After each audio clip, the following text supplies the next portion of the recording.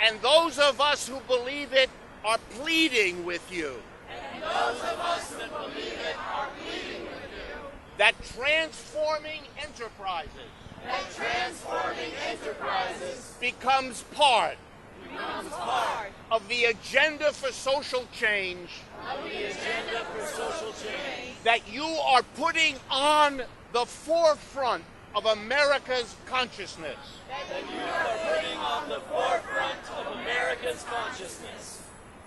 The whole world is watching what is going on here.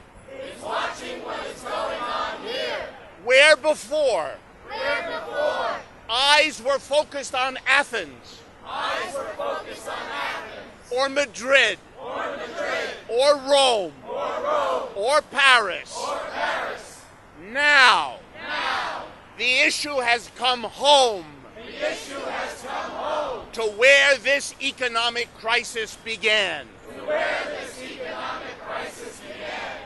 Everything is changing because of what you are doing. So on behalf of enormous numbers of people, thank you.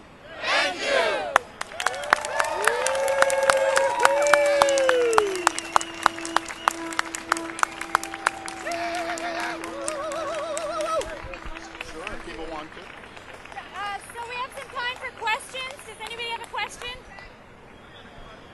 What you were saying about transforming the workplace, economies of scale, labor arbitrage, how do you get around it, and can you at this point get around it, and what sectors would you think would be easy enough to get around it?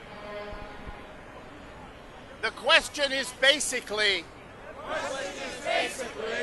how could a cooperative way of producing goods and services handle the problem that some things are best made in huge enterprises. What economists call economies of scale. Here is my answer. We have a choice to make between producing huge quantities of stuff and having a democratic, honorable, equal society. There never was a vote. There never was a public discussion where the American people could choose between having smaller, more cooperative enterprises as opposed to mega corporations. We have the power to force a decision for the first time. But it means confronting capitalism. They wanted the big corporations because they got the big profits. We got horrific jobs. We have to reopen the question of how we want to work. How we want that major part of all of our lives to be organized. That's just as important of filling our living spaces with three times the appliances that we can ever use. A rational society would ask for public discussion and democratic decision about how we work. Capitalism never offered us that right. never offered us that right. One more reason One more reason to say goodbye to that system. to say goodbye to that system. Thank you for what you achieved, Thank you for what you achieved, but the United States but the United States can now do better can now do better than capitalism. than capitalism.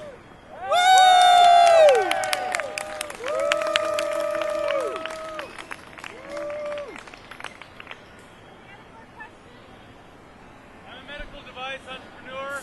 I've started a company to make a medical device that can potentially treat a lot of people with asthma and other diseases and be life-saving.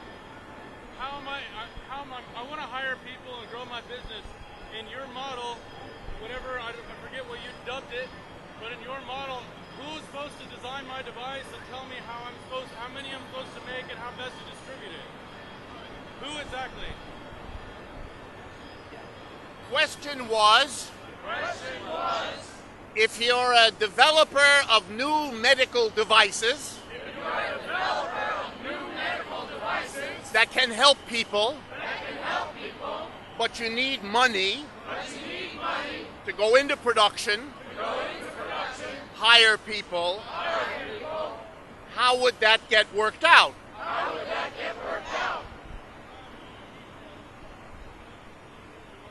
Who decides all of these questions?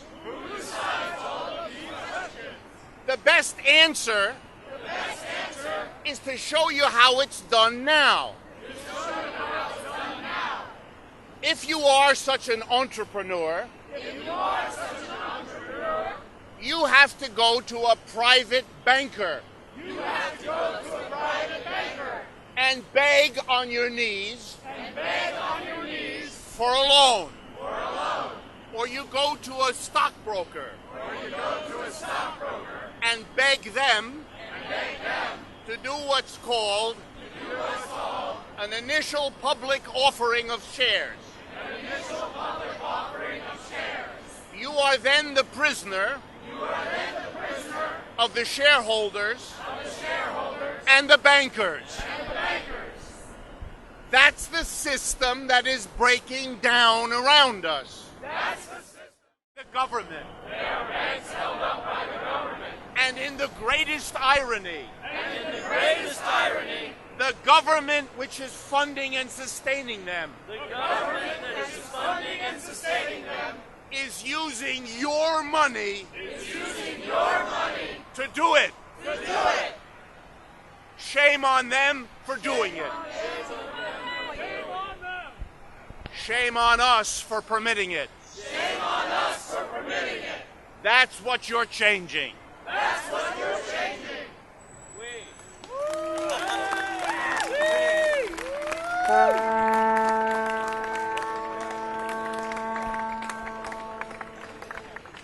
Do we have any more questions? Some in the back.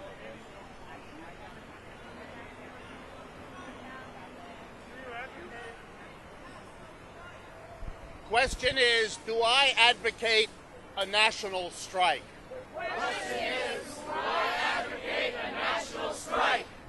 I certainly dream about it. And I'm very impressed. What has been accomplished by the general national strikes in Greece, in Italy, in France, in Spain, in Ireland, and many other countries. That was a weapon that let governments know across Europe that they could not impose on their people the austerity that is their way of trying to make the average person pay for the collapse of capitalism as a system. And the governments there try trying to impose austerity are being defeated by mass action. Let me give you some examples. 2 weeks ago, in the little country of Denmark, something called the Red Bloc. Socialists, anti-capitalist parties, Green parties, swept into power, making for the first time in Denmark's history a woman prime minister. The leader. Second example. 10 days ago, in the country of France, which has a Senate, which has been governed by conservatives since 1958. The conservatives, led by Sarkozy, their leader, was defeated. Socialists and communists will enter and take over the Senate come the first of the year.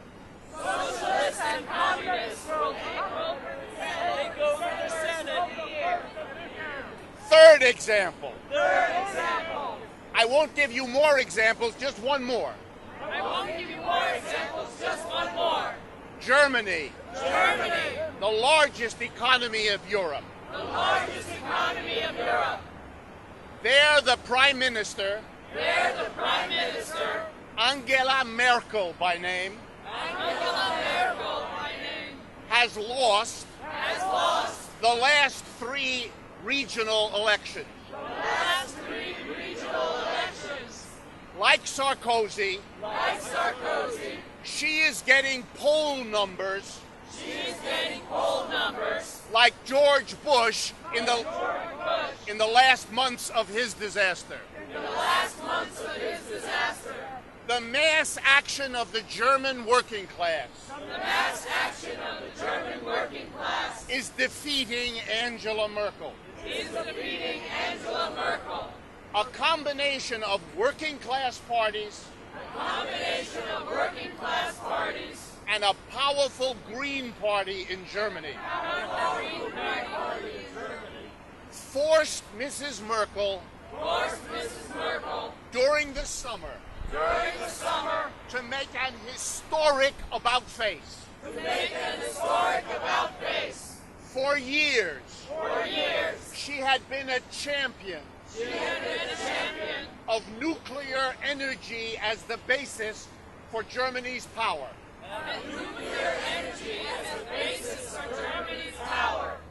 In August of this year, facing catastrophic election losses, Merkel went on German television and made an absolute commitment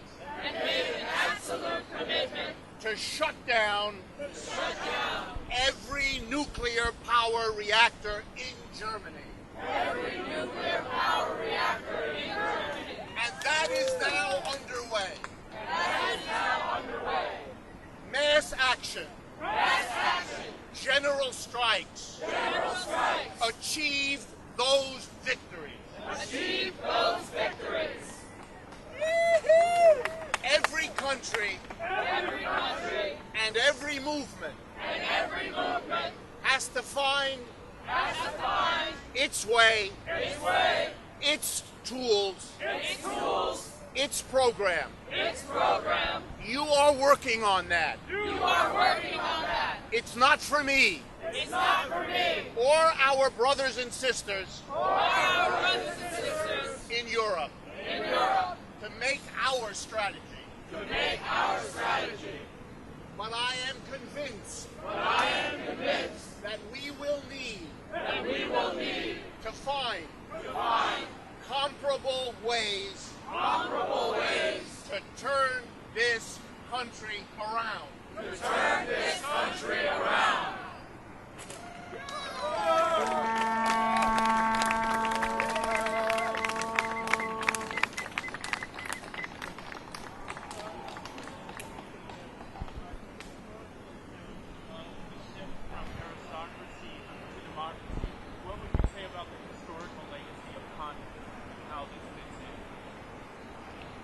The question was about the historical legacy of communism, feudalism that went before. In the Soviet Union, major changes were made. Property was taken from private owners and made into state property. Markets were repressed. And planning was substituted. What they did not change was how the production enterprise was organized. In the daily life of Russian workers, they continued to come to work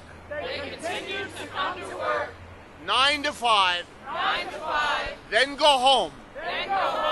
The basic decisions, what to produce, how to produce, and what to do with the profits, were made by a corps of state officials.